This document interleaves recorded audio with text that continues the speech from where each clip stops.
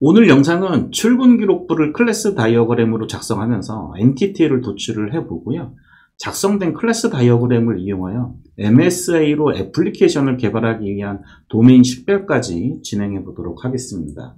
이 모든 과정은 플랜트 UML이라는 UML 도구를 이용할 예정이고요. 비주얼 스튜디오 코드 확장으로 설치를 하실 수가 있습니다. 세팅에 관련된 내용이 필요하시면 댓글로 남겨주세요. 별도 영상으로 제작하도록 하겠습니다. 영상 보신 후 도움이 되셨다면 영상 하단에 땡스 버튼을 클릭해서 후원 부탁드립니다. 그럼 시작해 보도록 하겠습니다. 오늘 그림 그릴 UML 클래스 다이어그램입니다. 초기 모습이고요. 그 다음에 완성된 모습을 이렇게 보여드릴 겁니다. 우리가 프로젝트를 시작을 했어요. 시작을 해가지고 개발자가 아는 선에서 혹은 이제 설계자가 아는 선에서 클래스 다이어그램을 이렇게 한번 초기 모습을 그려본 거죠. 이거를 플랜트 UML로 한번 그려보도록 하겠습니다. 전 비주얼 스튜디오 코드에 이렇게 세팅을 해놨고요. 글씨가 조금 작을 수 있습니다. 자, 큰 화면으로 보시는 거를 제가 추천을 드리고요. 출근 기록부에 대한 엔티티 5개를 한번 도출을 해보도록 할게요. 우선 클래스에 유저가 필요하겠죠? 사용자가 사용하는 거니까. 이렇게 유저 클래스 다이어그램 하나 그려주고요. 그 다음에 출근부 필요하니까 이 출근부 이름을 타임시트라고 얘기하도록 하겠습니다. 타임시트긴 한데 이 타임시트에 단순히 출근 몇 시, 퇴근 몇 시에 요거만 기록되는 게 아니라 걔를 이제 클릭하고 들어가면은 이제 상세 내역도 보여줘야 돼요. 그리고 프로젝트별로, 그러니까 출근 기록부의 역할도 하지만 이제 출근 기록부에 대한 이제 작업 기록 일지 정도까지 좀 확장을 해서 생각을 해 본다면 우리가 테이블 구조로 생각을 했을 때 헤더하고 디테일로 테이블을 나누어서 연관관계를 갖게끔 작성하는 경우가 대부분이죠. 우리 실제 실무 프로젝트에서는 그렇게 진행이 됩니다. 타임시트 헤더라고 하고요. 상세 내역은 타임시트 디테일즈라고 하겠습니다. 위에는 S를, 이거까지 얘기하지 말자고요. 자, 요거는 이제 패스하시죠. 그 다음에 디테일에는 어떤 내용들이, 어떤 정보들이 들어가야 되냐면은 이제 프로젝트에 대한 정보도 들어가야 될 것이고, 그 다음에 어떤 활동을 내가 어떤 작업을 했는지에 대한 액티비티에 대한 내용도 들어가야 되거든요. 설계자가 생각을 하기에, 그러면 프로젝트에 대한 클래스도 필요하고, 액티비티에 대한 엔티티도 필요하겠다라고 생각을 하게 된 거죠. 자, 여기까지 오기까지가 이게 주니어 개발자분들은 쉽게 생각이 여기까지 미치는 것이 그렇게 쉬운 일은 아닙니다. 많은 연습을 해야 되고 많은 프로젝트를 참여를 해 보시면 자연스럽게 도출되는 엔티티들이 있어요. 출근 기록부라고 했지만 실질적으로 그 출근 기록부하고 연결된 작업 내역까지 적는다라고까지 생각을 한다면 헤더와 디테일로 나눠지고 그 헤더와 디테일에 연결이 된 이제 프로젝트, 그 다음에 활동에 대한 엔티티까지 연결이 돼야 된다라는 거를 도출하실 수 있을 때까지 프로젝트 경험 많이 하셔야 됩니다. 자, 이제 관계를 한번 맺어보도록 하겠습니다. 우선 이제 타임시트는 유저 정보를 이렇게 담고 있죠. 그래서 이렇게 적어보도록 하겠습니다. 타임시트 헤더 유저 이렇게 연결을 해보도록 하겠습니다. 그 다음에 타임시트 헤더는 또 디테일 정보도 좀 바라보고 있죠. 헤더 디테일즈 이렇게 연결을 한번 해봤고요. 그 다음에 디테일즈에 들어가게 되면 이제 프로젝트 정보랑 그 다음에 어떤 활동을 했는지에 대해서도 참고를 하고 있으니까 디테일이 프로젝트 바라보고 있고요. 디테일이 액티비티도 바라보고 있습니다. 이렇게 해서 기초적인 엔티티가 개발자가 아는 선에서 도메인 전문가가 아니까요. 도출이 됐고요. 자, 이거 가지고 이제 슬슬 이제 회의를 시작하기 시작했습니다. 자, 요 내용을 가지고 이제 PM이랑 한번 이제 회의를 하는 거죠. PM이랑 얘기를 하다 보니까 요거 다이어그램 보니까 이거 프로젝트랑 유저 프로젝트, 유저에서 프로젝트 어떻게 참여, 요건 이렇게 쫓아가면 될 것 같고, 요건 이렇게 쫓아가면 될 것 같긴 한데, 내가 보기에, 이 프로젝트하고 유저, 그 다음에 액티비티하고 프로젝트, 그러니까 프로젝트에 속한 행위잖아요. 그러다 보니까, 야, 프로젝트랑 액티비티랑 연결하고, 그 다음에 유저랑 프로젝트 연결해줘. 막 이제 토론을 하는데, 개발자 입장에서는 귀찮으니까, 아니, 뭐, 굳이 뭐 지금부터 그럴 필요가 있나? 아니야. 내 경험상, 일단 연결해봐. 이렇게 얘기를 하겠죠. 그럼 이제 연결을 해야죠. PM 말을 듣고 이제 연결을 해야 될 겁니다. 그래서 연결을 할 때 우리가 데이터베이스의 1대1 관계에서, 아니, 다대다 관계가 되겠죠. 유저하고 프로젝트는 다대다 관계죠. 이런 경우에는 다대다 관계를 해소하기 위해서 데이터베이스 설계할 때 중간 클래스를 하나 놓거든요. 그런 식으로 한번 우리가 생각을 해본다면은 유저 프로젝트라는 엔티티를 도출할 수 있을 것이고, 그 다음에 프로젝트와 액티비티즈를 이용한 프로젝트 액티비티즈라는 엔티티를 도출할 수가 있을 것입니다. 두 개를 한번 적어보도록 할게요. 그래서 클래스라기보다는 엔티티라고 생각하시는 게 훨씬 더 쉬우실 것 같습니다. 유저 프로젝트라는 엔티티와 클래스 액티비티즈 프로젝트라는 클래스 두 개를 만들었고요. 유저 프로젝트는 뭐하고 연결이 되죠? 유저하고 프로젝트를 연결해주는 애죠. 자, 그래서 가만히 생각을 해보니까 유저 프로젝트는 유저를 바라봐야 될 것이고요. 그 다음에 프로젝트도 바라봐야 되겠죠. 이렇게 해서 이제 연관관계가, 우리 화살표 방향 이런 거는 조금 민감한 문제니까 여기서는 좀 우리가 잊어버리고 그냥 대충 내가 생각나는 대로 연결 한번 해보자고요. 자, 그 다음에 액티비티 프로젝트는 액티비티즈하고 프로젝트를 연결하는 애니까 마찬가지로 이렇게 작업을 해주면은 될 겁니다. 그래서 유저 프로젝트가 유저를 바라보고 있고, 그 다음에 프로젝트도 바라보고 있죠. 액티비티즈 프로젝트도 액티비티즈하고 프로젝트를 바라보고 있죠. 참조하고 있죠. 라고 생각을 하시면 될 것 같습니다. 자, 다음으로 이제 이렇게 PM의 추가 요구사항은 설계적으로 엔티티 두 개를 이제 연결해주는, 다대다 관계를 해소해주는 엔티티를 추가함으로 해서 우리가 이렇게 해소를 했어요. 자, 우리가 또 현업이랑 이제는 회의를 하게 됐습니다. 현업이 와가지고, 올 때 혼자 온 게 아니에요. 관련자들을 다 대동하고 온 거죠. 프로젝트에 이제 갑 쪽의 현업 담당자는 그냥 담당자일 뿐이고, IT 담당자죠. IT 담당자가 이제 실제 애플리케이션을 사용할 현업들, 실제 업무를 담당하는 뭐 영업이나 뭐 마케팅이나 고객 응대하시는 분이나 뭐 이런 분들을 대동을 한 거예요. 이렇게 대동을 하다 보니까 이거 승인은 어떻게 하시죠? 그 다음에 프로젝트 관리자는 따로 관리자는 없나요? 뭐 이런 식으로 새로운, 그러니까 유저하고 비슷하지만 유저에서 뭔가 권한을 가진 새로운 타입의 사용자들이 도출이 된 거죠. 이런 부분들은 가만히 생각을 해보면 우리가 이제 개체장에 나오는 뭐 상속 개념을 좀 생각을 한다면 전부 다 유저에 들어가는 애죠. 그래서 개발자는 초기에는 회의에 들어가면 안 됩니다. 자, 어쨌든 유저의 이제 변형 타입이죠. 예, 변형 타입. 결제할 사람, 그 다음에 프로젝트를 매니징을 할 사람, 그 다음에 일반 사용자를 구별을 할 필요가 있었습니다.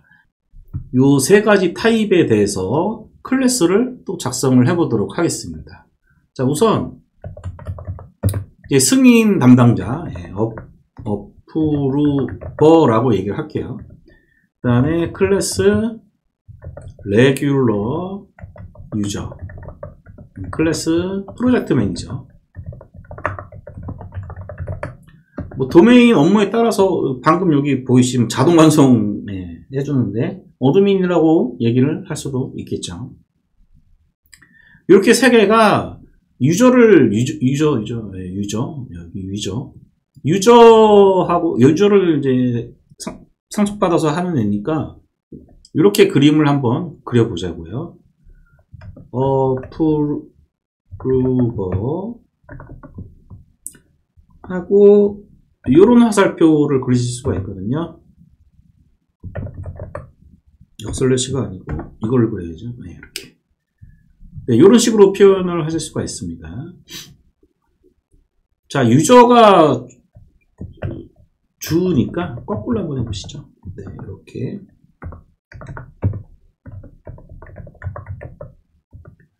그 다음에 자동 완성 좋네요. 네, 이런 식으로. 그래서 유저에는 세 가지 타입이 있는 거죠. 어프로버, 레귤러 유저, 프로젝트 매니저, 이렇게 세 가지 타입이 있는 것을 보실 수가 있습니다. 이제 어떤 다양한 타입의 사용자들이 있는지도 이제 파악이 됐어요. 우리 또 이제 시간이 지나서 어느 정도 이제 막 구현하고 있는데 또 회의를 하죠. 우리가 주간 보고 하잖아요. 프로젝트 진행하면. 주간 보고 할 때 또 이제 회의 내용이 나왔는데, 우리가 이 애플리케이션을 잘 만들어서 여러 조직에서도 좀 조직적으로 관리를 할 수 있게끔, 외주까지 관리가 될 수 있게끔 해달라. 이거를 이제 서비스로 만들어서 외부의 업체별로 이거 판매할 거야. 뭐 이런 요구사항이 추가로 들어온 거죠. 이렇게 일이 엄청 커지죠. 항상 그렇죠. 뭐. 이거를 실제 실무에서는 테넌시라고 얘기를 합니다. 멀티 테넌시라고 얘기를 하는데, 이 멀티 테넌시, 그러니까 내가 만든 애플리케이션을 이제 판매를 하는 거예요. 애플리케이션 구동되고 있는 건 하는데, 이거를 조직에 따라서 뭐 A라는 회사가 이용할 때, B라는 회사가 이용할 때, 이게 데이터적으로는 구분이 돼야 되잖아요. 자, 그럴 때 사용되는 용어가 테넌시라고 얘기를 하는데, 그때 필요한 클래스가 오거나이즈라는 거죠. 네. 우리가 영어로 표현을 하자면. 그래서 클래스 오거나이제이션이라고 클래스를 하나 추가를 했습니다. 여기 추가를 했죠. 이 오거나이션, 이 조직은, 이 사용자는 이 조직에 속하게끔 항상 만들어야 되겠죠. 자, 그래서 관계를 오거나이제이션 이렇게 연결을 해보도록 하겠습니다. 여기 가운데 이렇게 들어가죠. 이 타이핑 해가지고 이제 자동적으로 이제 그림이 그려지는데, 요 배치에 막 이렇게 민감하게 반응하시는 분들이 계시는데, 플랜트 UM을 사용하실 때는 이제 이 다이어그램이 배치되는 요 형태에 대해서는 가능하시면은 민감하게 반응 안 하시는 게 좋으십니다. 자, 이렇게 해서 조직이라는 엔티티를 추가를 해서 멀티 테넌시까지 해결을 했습니다. 여러 가지 기능들을 이제 더 회의를 하다 보면 더 추가하게 되죠. 그래서 뭐가 필요하냐, 이렇게 얘기를 이제 하다 보니까 회원들이 하는 얘기가, 이거 보고서 작성할 때는 어떻게 해야 돼요? 그래서 보고서 관련된 내용, 항상 뭐 대시보드 뭐 이런 거 있죠. 아마 프로젝트 한두 번만 해보셨어도 이 대시보드 때문에 골치 아픈 거 많이 겪으셨을 거라고 생각을 하고요. 두 번째로, 얘가 출근 기록 보니까 기본적으로 해야 될 일이 뭐죠? 네, 출근에 대해서 계산을 해서 이거를 우리가 월급을 주는데 계산이 돼야 되잖아요. 그런 추가적인 이제 기능들이 더 도출이 된 거죠. 자, 이거를 이제 클래스로 추가를 하게 되었습니다. 그래서 클래스 리포트라고 하나 엔티티를 도출을 했고요. 그 다음에 요거 이름을 그 시간에 따라서 계산하는 그거, 타임시프트 인보이스라고 도출을 해보도록 하겠습니다. 네, 이렇게. 그래서 우리가 이제 클래스 다이어그램을 이렇게 도출을 했는데요. 요거를 보니까 13개 정도 엔티티가 도출이 됐고요. 실질적으로 이제 제 경험상 요 엔티티들이 이제 테이블로, 데이터베이스 테이블로 이제 이관이 됐다라고 했을 때, 테이블이 13개다 라고 가정을 하면은 13개 정도면 이제 한 달 정도 분량이 됩니다. 개발자 혼자서 프론트랑 백엔드까지 다 해서. 한 달 정도 개발이 소요되는 분량이라고 보시면 되고요. 이건 그냥 개인적으로 말씀을 드리는 거고요. 자, 이렇게 해서 MTT까지는 이제 다 도출을 했습니다. 자, 처음에 보셨던 완성된 모습 한번 보도록 하시죠. 요 완성된 모습이랑, 그 다음에 우리가 지금까지 작성한 요 다이어그램이랑 배치가 좀 다르죠. 그러니까 어떻게 순서대로 작성하느냐에 따라서 요 배치가 달라져요. 플랜트 UML은. 너무 그렇게 신경 쓰지 마시고요. 그냥 쭉 진행하시는 거를 권장드리고, 참고로 팁을 하나 드리자면은, 예를 들어서, 오거나이제이션이 여기에 오른쪽에 있는데, 왼쪽으로 좀 가고 싶게 하고 싶다 할 때는, 요거 관계를 이제 찾으시고, 여기 지금 보시면 선이 하나죠. 선이 하나인 게 있고, 이게 두 개인 게 있는데, 두 개로 바꿔보세요. 두 개로 바꿔보니까 조금 달라졌죠. 오거나이제이션 이렇게 밑으로 갔고요. 오거나이제이션을 좀 위쪽으로 올리고 싶다. 그러면은 탑 혹은 레프트, 탑은 잘 안 되는군요. 레프트, 라이트. 라이트는 아까랑 똑같네요. 레프트로 이렇게 한번 바꿔보도록 하겠습니다. 이런 식으로 살짝 화살표 방향을 바꿔주시면 뭐 나름 깔끔하게 배치가 되게끔 모르겠습니다. 깔끔하게 배치가 되는지 안 되는지는 잘 모르겠지만 어쨌든 뭐 배치는 이런 식으로 간단하게 좀 처리를 하실 수가 있고요. 자, 엔티티는 다 노출이 됐고 이제 마이크로 서비스 아키텍처로 애플리케이션을 개발하기 위해서 도메인 식별을 해보도록 하겠습니다. DDD에서는 컨텍스트 바운더리라고 얘기를 하죠. 요거에 대한 경계, 바운더리를 우리가 이제 판단을 해야 되는데, 제가 완성된 모습에는 이런 식으로 그렸는데, 실제로 UML에서는 이 칼라 표시를 어떻게 해야 되는지 한번 작업을 해보도록 하겠습니다. 자, 우선 가장 눈에 띄는 게 사용자죠. 사용자에 대한 도메인이 제일 처음 눈에 띄는 것 같습니다. 그래서 오거나이제이션, 유저, 그 다음에 그 밑에 딸린 애들 5개에 대해서 색깔 표시를 좀 해주도록 하죠. 자, 이렇게 찾을 때 이렇게 검색해서 찾아가시면 됩니다.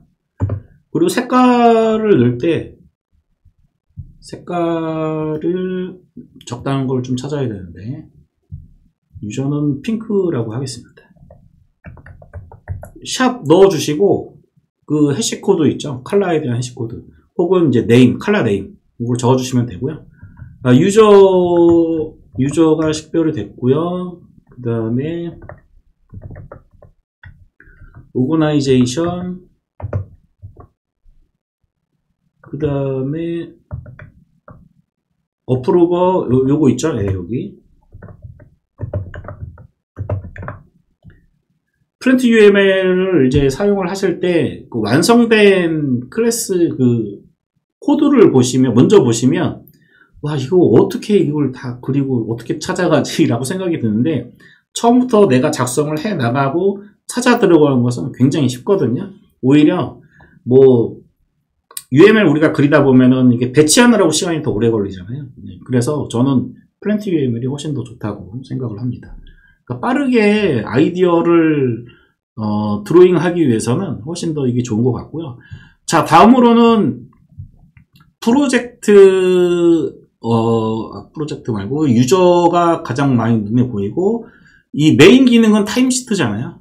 그렇죠? 네, 그래서 타임시트에 대해서도 한번 색깔을 좀 바꿔보도록 하겠습니다. 타임시트는 라이트 블루라고 할게요. 타임시트 헤더, 타임시트 블루 해서 이렇게 타임시트에 대해서 바운더리 컨텍스트가 식별이 되었고요. 다음으로 이제 또 봐야 될 부분이 요거 있죠. 액티비티하고 이제 프로젝트. 실질적으로 뭔가 프로젝트별로 기록이 되는 행위들, 요거를 저는 그냥 이름을 코어 데이터라고 한번 식별을 해보도록 하겠습니다. 이 코어 데이터에 대한 식별은 어떤 색깔로 할 거냐면은 그린 색깔로 한번 해보도록 하겠습니다. 자, 이렇게 식별이 된 거죠. 자, 꼭 맞는 건 아닙니다. 그러니까 제가 그냥 지금 미리 작성했던 거에 대해서 그냥 생각나는 대로 말씀을 드린 거고요.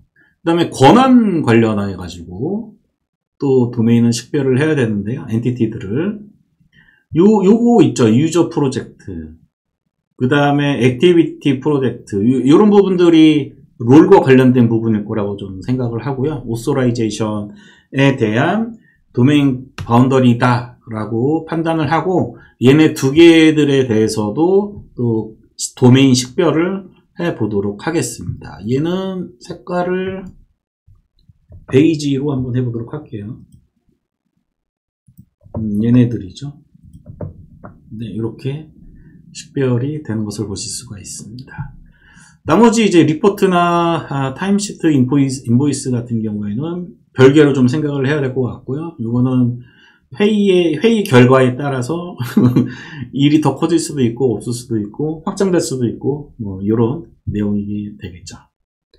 자, 요렇게 해서 플랜트 UML로 클래스 다이어그램을 그려보면서 실질적으로 우리가 실무 프로젝트에서 애플리케이션을 개발할 때 분석한 이 엔티티들과 그 다음에 분석 과정 회의를 통해서 추가적으로 도출된 엔티티들을 나열해 가고 이것들을 어떻게 관계들을 파악하고 이것들을 최종적으로 MSA로 적용시키기 위해서 도메인들을 어떻게 바운더리를 나누는지까지 진행을 해봤습니다. 클래스 다이어그램은 여기까지 하고요. 다음 시간에는 또 다른 다이어그램으로 돌아오도록 하겠습니다. 감사합니다.